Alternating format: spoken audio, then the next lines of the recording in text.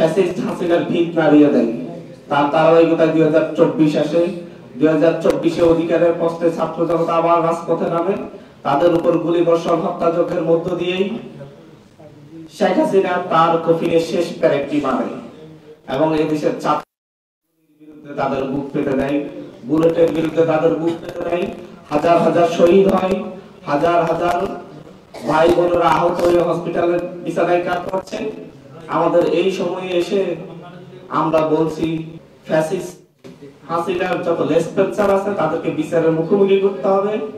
হত্যাযজ্ঞের সাথে যারা জড়িত ছিল তাদেরকে বিচারের মুখোমুখি করতে হবে। আমরা 5ই আগস্ট আমরা প্রাথমিক বিজয় অর্জন করলেও পূর্ণাঙ্গ বিজয় আমাদের অর্জিত হয়নি। আমাদের 24-এর গণ অভ্যুত্থান, 24-এর এই বিপ্লব আমরা 90-এর মতো বেহাত হতে দিতে চাচ্ছি না, 69-এর মতো বেহাত হতে দিতে চাচ্ছি না। আমরা 71-এর মতো আমাদের এই 24-এর রক্ত ঝরা, 24-এর শহীদদের রক্তকে বৃথা যেতে দিতে চাচ্ছি না।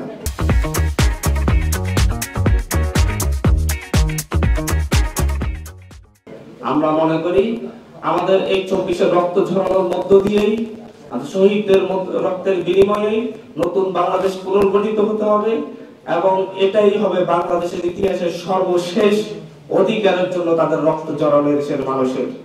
আমরা এটার ধারাবাহিকতা চাচ্ছি না। 24-এর গণ অভ্যুত্থানে বৈষম্যবিরোধী ছাত্র আন্দোলন নেতৃত্ব দিয়েছে। বৈষম্যবিরোধী ছাত্র আন্দোলনের নেতৃত্বে সকল রাজনৈতিক দল রাজপথে নেমেছে, সকল সাধারণ মানুষ রাজপথে নেমেছে, সকল শ্রেণী পেশার মানুষ রাজপথে নেমেছে, সকল ধর্মের মানুষ রাজপথে নেমেছে, সকল জনগোষ্ঠী রাজপথে নেমেছে। গ্রামগঞ্জ থেকে শুরু করে শহরের দালান কোঠা থেকে গ্রামের থেকে শুরু করে শহরের দালান কোঠা থেকে মানুষ রাজপথে নেমেছে। মানুষের সেই রাজপথের লড়াই এখনো চলমান, সেই লড়াই এখনো শেষ হয়নি। গ্রামে আমরা শুনতে পাই আমাদের এখনো অধিকার নিশ্চিত হয়নি, চাঁদাবাজি চলছে, লুটতরাজ চলছে, রিকশা থেকে চাঁদা দিতে হচ্ছে। আমরা শুনতে পাই যে হচ্ছে সবজির ভ্যান থেকে চাঁদা দিতে হচ্ছে। প্রত্যেকটা জায়গা থেকে মানুষ এখনো মুখিয়ে আছে নতুন বাংলাদেশে। যারা জীবন দিয়েছে, লড়াই করেছে, তারা আমাদের দিকে তাকিয়ে আছে নতুন ঘোষণাপত্রে, তারা আমাদের দিকে তাকিয়েছে নতুন স্বপ্নের জন্য। যেহেতু বৈষম্যবিরোধী ছাত্র আন্দোলনের দিকে তাকিয়েই, বৈষম্যবিরোধী ছাত্র আন্দোলনের ডাকেই, আহ্বানেই তারা বিশ্বাস রেখেছে, এদেশের মানুষ আস্থা রেখেছে, সেই আস্থার বহিঃপ্রকাশ তারা দেখতে চায়।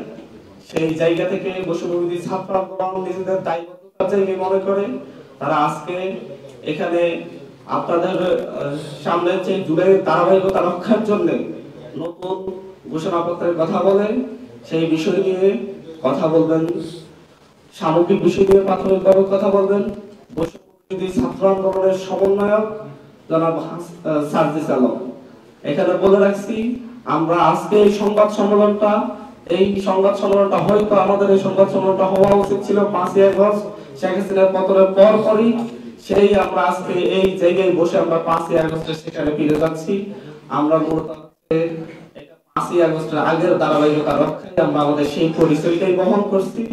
আমরা একত্রিত হয়েছি আমাদের সেই আগের পরিচয়ে, যেই পরিচয়টাকে মানুষ ধারণ করেছে, মানুষ গ্রহণ করেছে, সেই আমাদের বৈষম্যবিরোধী ছাত্র আন্দোলনের সমন্বয়ের পরিচয়।